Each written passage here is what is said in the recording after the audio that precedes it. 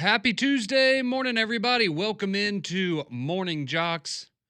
I'm Conrad Van Order alongside Damian Mitchell, and we will be here with you until 7 o'clock, getting you set for an exciting week 4 around the college football world. And of course, the start of week 4, typically for a lot of teams, means that we're going to get into conference play. And we know some games, obviously, you had some SEC matchups last week. You had Ole Miss and Kentucky a couple of weeks ago.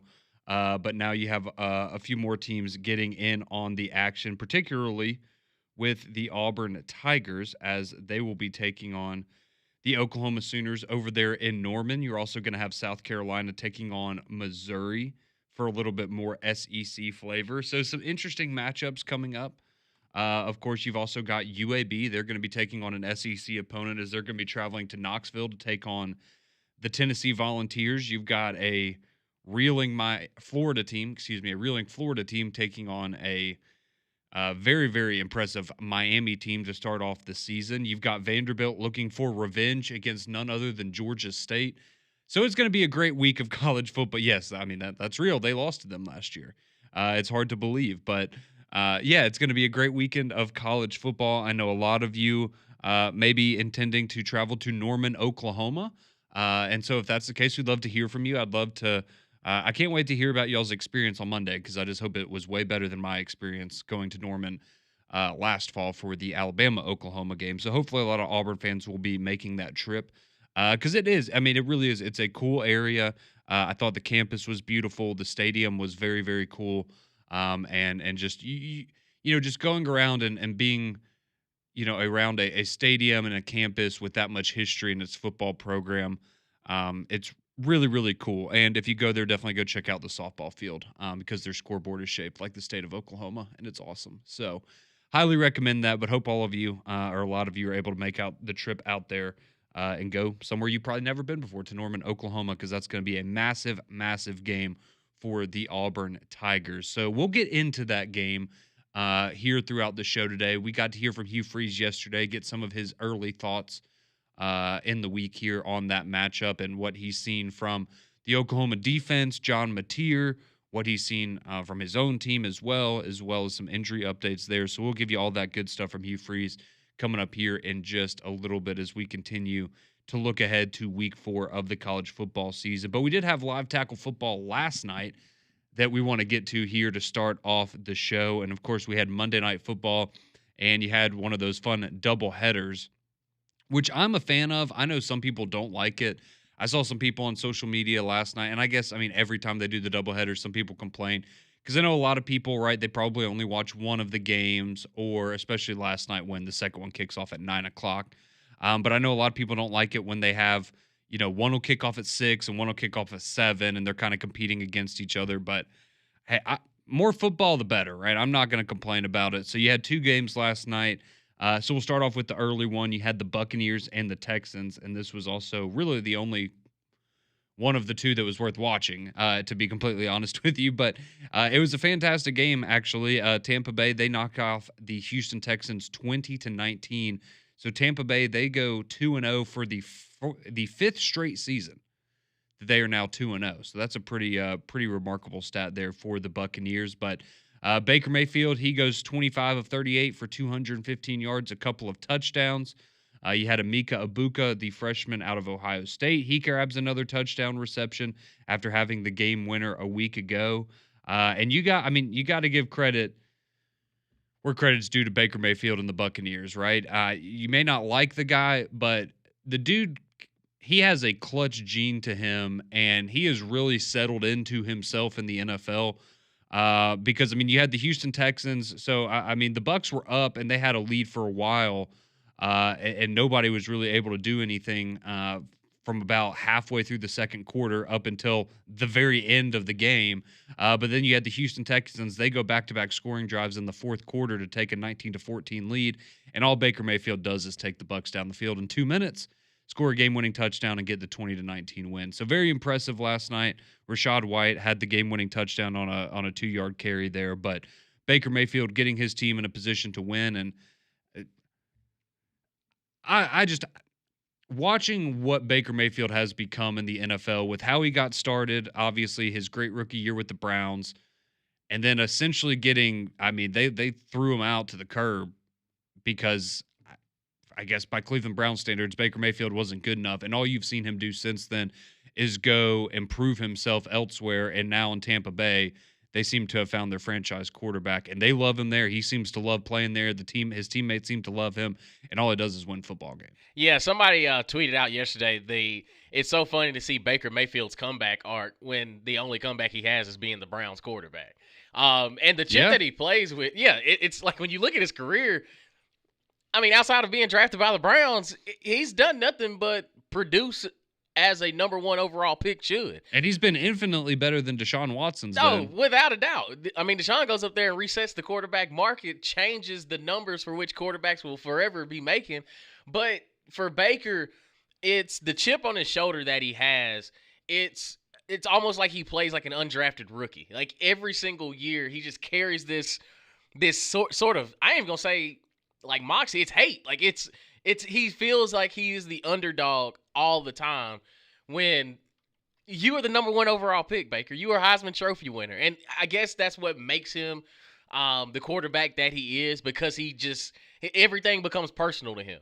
And I don't know if you saw the clip where he gets hit after a long scramble and he kind of limps, but then there's somebody on the Houston Texans that walks by him. He starts jawing at him and he forgets that he's injured. He needs that fuel. And whatever external factors that he has, he takes it out on the opponent. But I'm a big fan of Baker Mayfield. I've always been a big fan of Baker Mayfield because of the fact that he's got some rough edges around him, and he goes out and performs at a high level pretty consistently. And for a team that's replacing Tom Brady and what he left in his final years as a football player, to pick it up where Baker Mayfield is and to keep Tampa Bay contending. It's a credit to what Baker Mayfield has done throughout his career. That's just go out there and just play ball. Yeah, no, he's had a fascinating career arc, and it's certainly, again, right, everything happens for a reason, and he wound up in Tampa Bay for a reason, and that has worked out well for him. I think people forget he threw 41 touchdown passes last year. Like, he's very good. He has developed into a very good quarterback in the NFL. I mean, in fact, so he started the last 2 years in Tampa Bay plus the first 2 games of this year. So that's 36 games in Tampa Bay, and he has thrown 74 touchdowns to 26 interceptions. That's wild. That's good. So he's averaging less than 1 interception a game and 2 touchdowns a game over his little over 2 seasons there in Tampa Bay. So, yeah, just remarkable win last night for Tampa. Again, they start off 2-0. Houston, they now fall to 0-2. And again, I don't know what it is with teams in the NFC or the AFC South, Damian, but you better be worried about your Titans if they have one of these special seasons with a young quarterback, because we saw it with the Jags a couple years ago where you thought, okay, Trevor Lawrence is starting to break out a little bit. The Jaguars are going to be a force to be reckoned with now, and they just never capitalized on that momentum. Now, similarly for the Texans, right, 2 years ago, C.J. Stroud, phenomenal rookie year. Everyone's, he's one of the best quarterbacks in the NFL. They make the playoffs. They win a playoff game. And I know they made the playoffs again last year and won a game, but still, like, they don't look like a team that has gotten better than they were 2 years ago. And something's got to give eventually. This is why I keep telling y'all that I'm not lying when I say the Tennessee Titans have a shot of making it to the playoffs, because our division is just not that good. And I've seen this rodeo. We got the Indianapolis Colts sitting at 2-0 with Indiana Jones as their quarterback.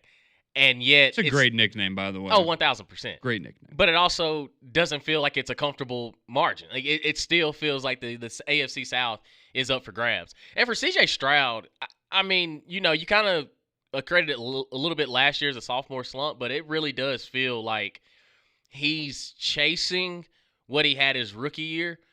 But it's almost like defenses know exactly how to play him. Like, he doesn't play with the same level of confidence or swagger that he had when he was a rookie. Like, something just seems off. But defensively, I mean, Houston put them in great positions all game long. And the offense just could never get over the hump, whether it was, a fourth down conversion on the 1 yard line that you couldn't get. And then Nick Chubb goes and, scores a 25-yard touchdown, but then the defense they're right back on the field. So it's a gettable division across the board.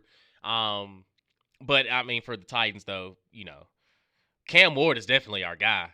We just got to figure out to put pieces around him because the defense, we don't have enough depth to withstand. Like, we have to get a 2-touchdown lead before we can really kind of choke things out because playing from behind is just not our forte.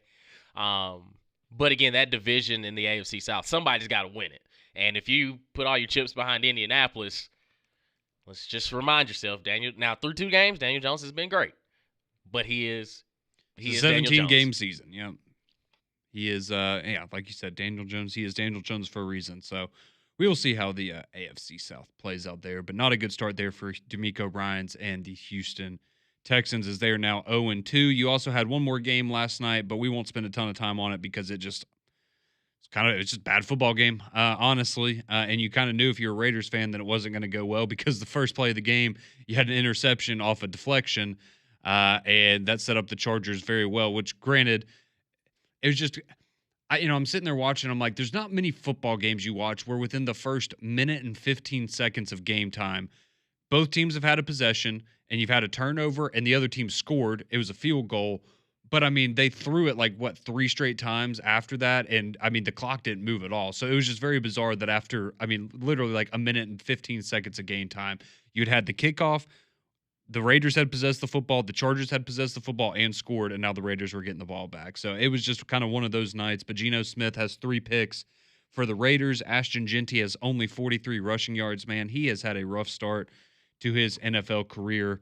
The first-round pick out of Boise State. He has 30 carries for 81 yards and a touchdown through his first 2 NFL games. And, that's not what they envisioned when they drafted him out of Boise State. That's also not what I envisioned when I drafted him on my fantasy football team. But that's neither here nor there. Justin Herbert, though, he has a nice day. 242 yards through the air, couple of touchdowns. Also led the Chargers in rushing with 31 yards. How about Quentin Johnson? 60-yard tutty for the guy that couldn't catch nothing the last 2 years. And now, he's probably, I would assume, well, maybe Amon-Ra caught him, but I'm like, he's got to be tied for the lead in NFL touchdowns right now with 3, or right up there towards the top. But he has 3 catches for 71 yards and a 60-yard touchdown. So a big showing there for him. But the Chargers now, they win 20-9. They are 2-0 on the season. The Raiders fall to 1-1. But the Chargers got a nice leg up on the division now. With the Chiefs being 0-2 to start off, they're looking like they're going to be a little bit of a slow burner this year. Broncos are 1-1, Raiders 1-1. So Jim Harbaugh and the Chargers in good shape after week 2. So that puts a cap on the second week of NFL games. Week 3 will start on Thursday as we roll along here. And a lot of teams already dealing with the injury bug, and we'll see how that affects a lot of playoff hopefuls with, the Bengals and Joe Burrow. He's going to be out for some time. Looks like Jaden Daniels is going to miss some time, which I know makes Damian happy because that means Marcus Mariota is probably going to get some shine there in Washington. So a lot happening already early on in this NFL season. But let's get back to college football. And I told you at the beginning, we got to hear from Hugh Freeze, some of his thoughts on the Oklahoma matchup coming up this Saturday. It's a massive game for both programs, really, as both of them are going to have, everybody in the SEC has a tough schedule.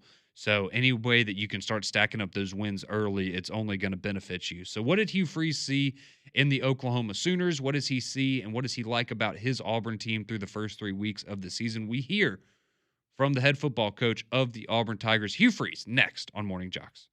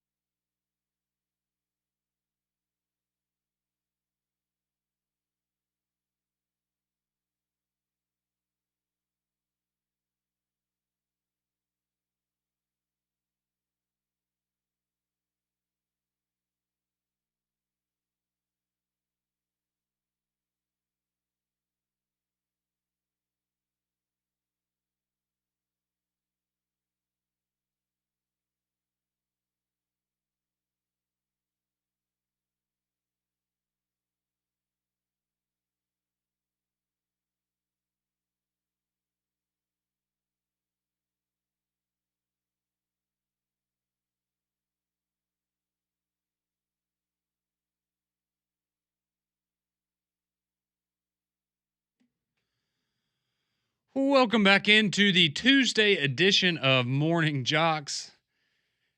Conrad and Damien here with you until 7 o'clock when we'll hand you off to McElroy and Kublik in the morning. And did you see the update on the Coldplay? I think I shared it on 3 Minute Front last week, but it turns out the woman who is the HR rep or whatever for the company, she had actually already been divorced, so she wasn't cheating. It was just the guy that was cheating. I got you. So that makes it a little better, right? No, it doesn't. But Well, for her, it does. yeah, I mean, no, she ain't got to pay no money or anything. No, so she's no. yeah, she's in the clear. But I think the other one, I think the male in that situation, he's up the creek without a paddle. So I mean, you're gonna. Just feels like such a waste if you don't ultimately end up together after that, right? Yeah. I mean, you kind of threw everything away for nothing. Yeah. I mean, for a Coldplay concert. And I like Coldplay, but now it makes sense why she really didn't even have to leave the cam. Like, she could have just stood up the whole time. Like, oh, okay. Like, no, she should. Yeah, she should have, like, hung on to him and, like, yeah, made it even more of a point. Like, had he not, I'm single. You're not, buddy. Had he not tucked his tail, we'd never know the story. But, shout out to Coldplay. The world's a better place because we know that story. I truly like to think that. So, but sorry for the sidebar there. Anytime I hear Coldplay now, it's hard not to think of the incident there from a couple of months ago at the concert. But on to Auburn football and Hugh Freeze as he gave his weekly press conference last week, of course, heading into the Oklahoma matchup that we're going to see on Saturday. So Auburn traveling to Norman.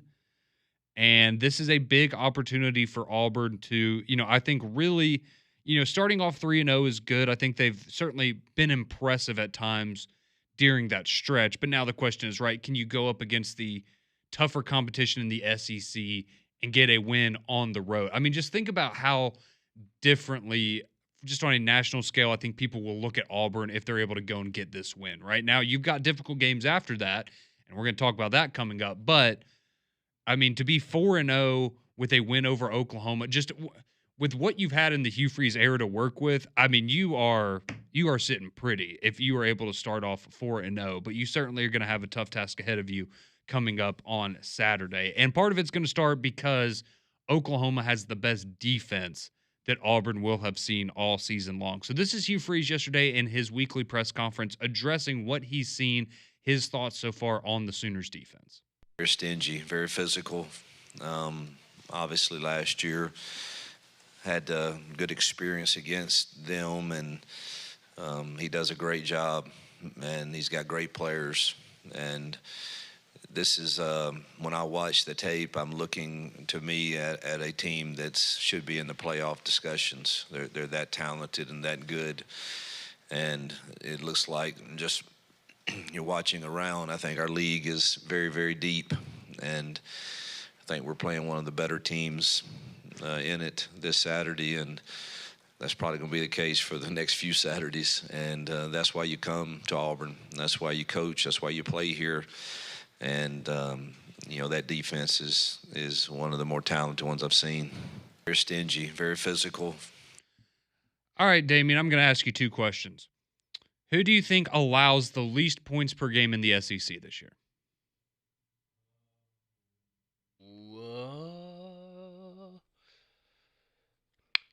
Oklahoma? It would be Oklahoma. 6 points a game. Yeah. Who allows the least number of yards per game? I'm going to go Oklahoma. That would be Oklahoma. They are allowing 181 yards of offense per game. Total. Oh, boy. Now, I know, I granted, I get what some people are going to say. Well, look at who they played. And okay, fair, right? If you don't want to give Michigan and them their offense a lot of credit, true freshman quarterback, right? A hostile situation. Okay, that's fair. But still, the point is, regardless of who they played, everybody's played some weak teams at this point in the season, right?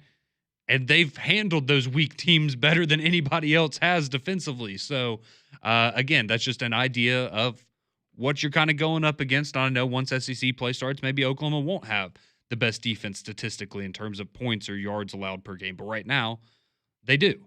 So that's what you're going up against this weekend if you are Auburn. Now, on the other side, we know, if you've listened to this show for any significant amount of time, you know that we are big fans and we try to tell all of you in the offseason how good John Mateer was going to be at Oklahoma. Now, a lot of you have seen that for yourselves. You have seen the light, and you understand that we weren't pulling your leg. He's a really special quarterback. And so this is Hugh Freeze. What has he seen from John Mateer, the Oklahoma quarterback, and what kind of challenges could he pose on Saturday? He's very talented.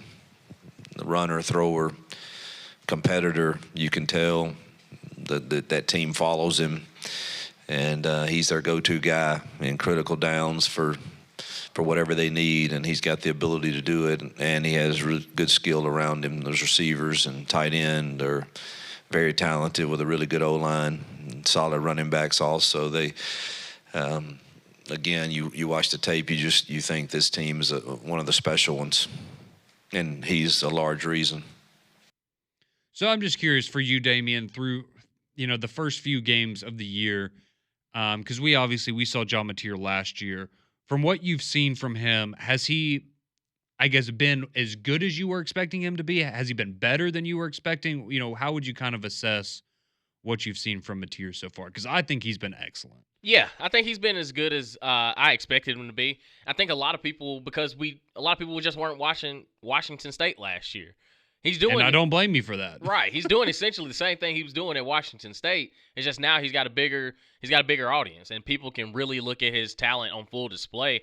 And I think that he's won ugly, like Michigan wasn't the prettiest of games, but still you can just tell he's got a different type of juice when he's on the field. And the teams that he's handled his business with, like with the likes of Temple and teams like that, like he's as advertised. Like I think a lot of people watched that Michigan game to kind of see where he was, and you saw some of the throws that he was making. You're like, oh, okay, well they've done exactly what they need to do.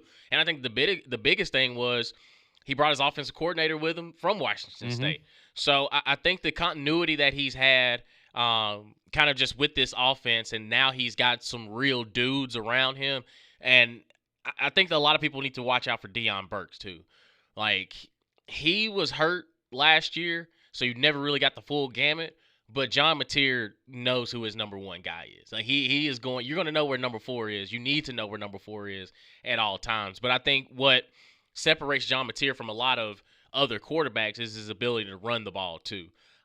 He's very effective with his legs, and they call quarterback design runs and quarterback options with him. And as far as the RPO is concerned, that he is a walking weapon, and I think that's where Auburn's going to have to find a way to just neutralize it. You're not going to stop it. You just got to find a way to suffer those body blows and still find ways, rattle them a little bit. If you can get them a little bit off, I guess you'd say, accuracy. If you want his accuracy to be a little bit off, you got to rattle his cages. But it's easier said than done because of his mobility with his legs and how deadly he can be. No, I think John Mateer has done exactly what I thought he was going to do when he made his appearance to the SEC. The one good thing I will say about John Mateer, if you're an Auburn fan, right, is if you look at his games this year, he has thrown an interception in every game they played this year. So that is kind of your opportunity there, right? If you can force him, let's say, maybe now it's only been one every game. So if maybe, let's say, one penalty or one turnover obviously can't kill you. I mean, look at the game last year, just saying. But I think we all understand, right? If this is a guy that's turnover prone and you're Auburn and you're able to force him to turn it over 2 or 3 times, that's a clear path to victory for you, right? But there you go. You have a blueprint laid out where, as good as he has been, and he has been very good, he's going to make those throws every now and then where it's not going to be pretty. So that's going to be an opportunity there for the Auburn defense and something that they certainly have to capitalize on. But going with that, he does have 5 touchdown passes and 4 rushing touchdowns already this year through just 3 games to go with 944 passing yards. So he is certainly a very, very good player. But if Auburn can force him to turn the ball over, then that is always the great equalizer, as we know, when it comes to the game of football. Now, how about on the other side? Because you do have Jackson Arnold, who was the Oklahoma quarterback last year before transferring to Auburn. So this is a bit of a homecoming for him. Probably going to be some nerves, some emotions that come with that. So here's Hugh Freeze addressing his quarterback, Jackson Arnold, returning to Oklahoma this weekend. I've had personal experience with that. I've had to go back in a place where that I enjoyed coaching and won some games, and had to go back in there and take another team in and play. And that whole week, it was a challenge for me not to think about some of that. I know the same will be true for Jackson, but he's very mature, and he does not. He doesn't give to any. He doesn't give any credit to any noise or talk. I mean, he's a pro. We all understand that. People might cheer for him, boo him, whatever it is. But I think he's mentally strong and is more about preparing. And my advice to him is, man, just keep the focus on our team. So there you go. There's Hugh Freeze addressing the homecoming of sorts for his quarterback, Jackson Arnold, as they head back to Norman this weekend to take on the Sooners. So, I said it a little bit earlier in the show, but you have the Oklahoma game, and you don't want to look ahead if you're Auburn, but we are not the team, so we can look ahead a little bit. And you look and see what Auburn has coming up over the next month. You've got at Oklahoma, at Texas A&M, and Georgia at home. So I just want to ask the question. We can do this. Me and Damon will give you our take on the other side, but what will Auburn's record be a month from now? They could be 6-0, they could be 3-3, they could be somewhere in between. But that's my question to you, the listeners, and to you Auburn fans out there. 205-834-9450. That'll get you on the courtesy GMC text line. But as it stands right now, going into the Oklahoma game, you got 3 big ones coming up over the next 4 weeks.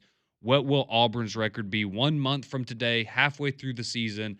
What are your expectations for the Tigers? So we'll give you our thoughts. We'll get your reaction as well on the courtesy GMC text line next on the Tuesday edition of Morning JOX.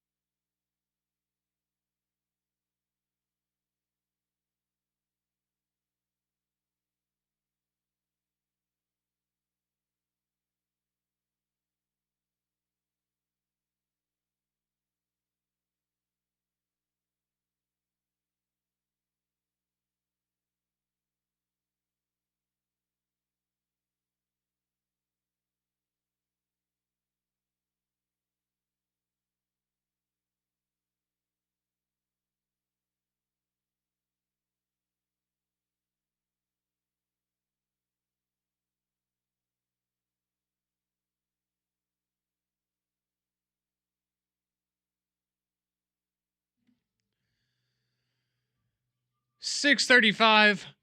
Appreciate you tuning in to Morning Jocks here. Conrad and Damien with you, getting you set for the upcoming weekend of college football, as the big game here for a lot of people obviously is going to be Auburn as they travel to Norman, Oklahoma to take on the Sooners in what will be a top 25 matchup and will hopefully help us shed some light on the SEC race and who will ultimately end up in Atlanta, who will ultimately end up in the college football playoff. And I certainly think whoever does walk away victorious on Saturday, you're going to feel really, really good about your position heading into the rest of the season and kind of having a little bit of a leg up with a marquee conference win this early on the slate. But I asked a question before the break, if you're just now here joining us, and that question was, what will Auburn's record be 1 month from today? Because if you look ahead at the schedule, 1 month from today, you will have gone to Oklahoma this weekend. Then the following weekend, you will be going to College Station to take on Texas A&M, who looks quite good. And then you will be coming back home to take on a Georgia team, and you also have a bye sandwich in there. So those are your next 3 games that you will play over the next month. At Oklahoma, at Texas A&M, against Georgia, at home in Jordan-Hare Stadium. I look at those 3 games. I'll be honest, for me, I think right now, I feel comfortable saying that Auburn will find a way to win one of those 3 games. Now, it's certainly possible that they win 2 of those games, certainly possible that they win all 3 of those games. But I just think how difficult it's going to be, especially these back-to-back Oklahoma and Texas A&M games on the road. I would feel a lot better. I'll just be honest with you. I feel like of these 3 games, I think the Texas A&M and Georgia games are maybe, on paper at least to me, seem a little more. If I were to pick which game they were going to win, it would be one of those 2 games. And again, with Oklahoma, their defense is absolutely nasty. You have the emotional element of it, of Jackson Arnold going back to a place that he struggled mightily and probably doesn't have the greatest memories. I've been in that stadium last year when they didn't have anything to play for. They were literally just they were just happy that Alabama fans were there, right? They were, oh, cool, we get to watch Alabama and, maybe, they'll stub their toe and miss out on the college football playoff. That place was rocking, and they had no expectation of winning. They had nothing left to fight for. Their season was over. So I can only imagine what that's going to be like this Saturday when you have everything on the table in front of you, from an SEC title to a college football playoff to a national championship. That place is going to be absolutely rocking. And then on top of that, I think that right now, I think Oklahoma has a little bit of an upgrade at the quarterback position over what Auburn has. So all of those things combined, it's going to be a very difficult stretch for Auburn. And I think we'll learn a lot, right? Like, if they're able to go on the road this week and beat Oklahoma, then I think you're going to see a lot of people that say, who says they can't be 6-0, right? Because I don't think there's going to be a ton of people that are necessarily expecting this to be a W for the Auburn Tigers, or if they are, it's going to be a very, very close one. But I think Texas A&M on the road, I think that's going to be gettable. Granted, that is a revenge game for A&M. But you took them down last year, and we talked about yesterday, how good Marcel Reed is, but also, they tend to rely on him a lot. And if you're able to kind of limit that passing game in Mario Craver, what does that Texas A&M team look like?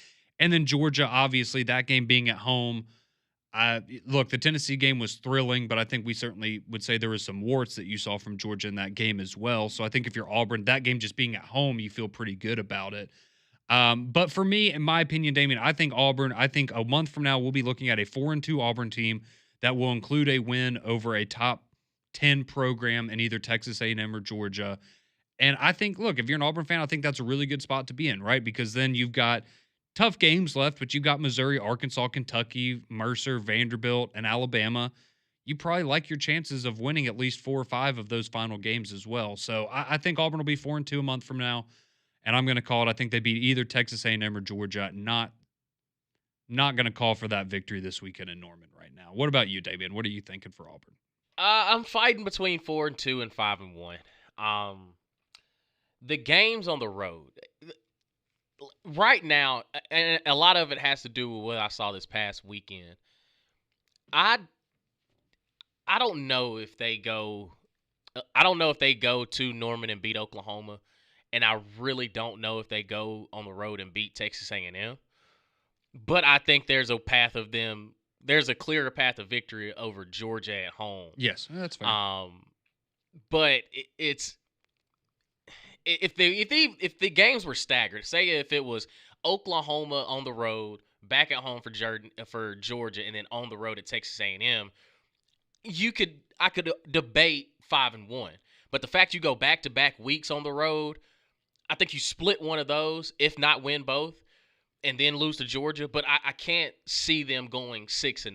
Like I lean more to the 4-2 route because I think you split one of these games on the road and you end up falling victim to Georgia. But there is a side of me that says, well, Auburn at home, Deep South's oldest rivalry. Tennessee kind of gave you a little bit of the blueprint that Georgia is like, if you punch them in the mouth, they will bleed. Like they got out that game with the skin of their teeth. And I think, there are some places that Auburn's a little bit better than I thought Tennessee would be and a little bit more consistent than Tennessee would be, especially on the offensive side of the ball. But Texas A&M is the game. If you ask me each day this week, how do I feel about it? I could tell you one day Auburn's going to win that game. The next day I'll tell you Texas A&M is going to win that game. That's kind of the only one I'm feeling a little fuzzy about. I think right now, early on, if you ask me the Oklahoma matchup, I think Oklahoma wins as well. But you could tell me that Auburn. I'm not going to be shocked if Auburn wins that game. I would pick Oklahoma. I would pick right Oklahoma. Now. Yeah. But you can have a conversation with me, and I'd entertain the thought that they lose against Oklahoma, but find a way to beat Texas A&M and Georgia. But I don't feel as confident or optimistic about that happening. So I would lean more 4-2. They split one of those games on the road. Well, two of those games on the road, and then they find a way to beat Georgia at home.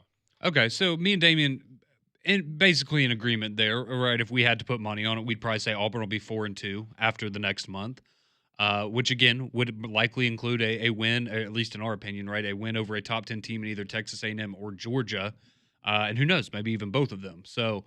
But we want to get some of your reactions as well, because a lot of you have chimed in with your thoughts on the courtesy GMC text line 205-834-9450. Like Nick in North Birmingham, he's already got a breakdown of what he thinks is going to happen this weekend.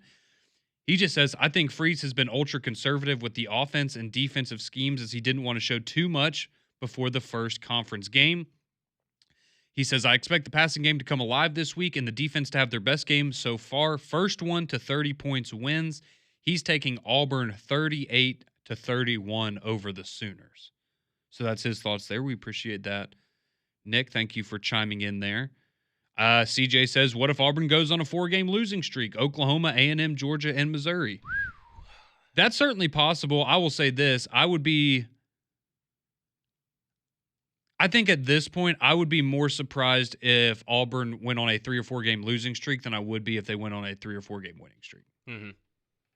Just because, I mean, they look like a team where, again, I'm not saying that they're going to win every single one of these games, but they look too good to lose every single one of those games, right? Like somewhere you are going to find a way to get a victory, and maybe it is that game at home against Georgia, which we know the fan base would be thrilled. All right, Bobby chimes in. He says, Auburn's improved, but they'll be 3-3 a month from now. I think they'll put up fights in all of the games, but I don't think they'll win any of them.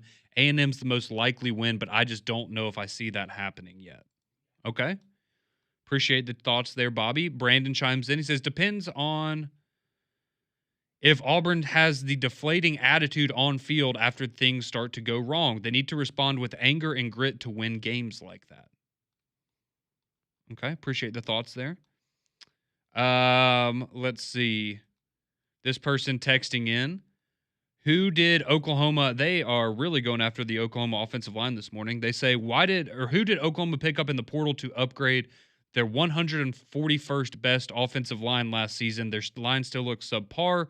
Auburn's D-line will be in the Oklahoma backfield all day long, and their prediction is that Auburn is 6-0 a month from now. Well, I can tell you Oklahoma, well, I think it is fair to what you said about the I think it's fair what you said about the offensive line. They do have 3 new faces on the line. Their center is a transfer. I believe their right tackle is a true freshman, which, probably someone you want to target. Excuse me, left tackle's a true freshman, center is a transfer, and the right tackle's a transfer. But So you know what three new covers that up? faces. You know what that covers? What covers that up? A mobile quarterback. Exceptional quarterback play. Yeah, and John Mateer certainly has the ability to do something like that. So keep the text rolling in 205-834-9450. We'd love to hear from you on the Courtesy GMC text line as we discuss the question, what will Auburn's record be a month from now? We get more of your thoughts on the other side. You're listening to JOX.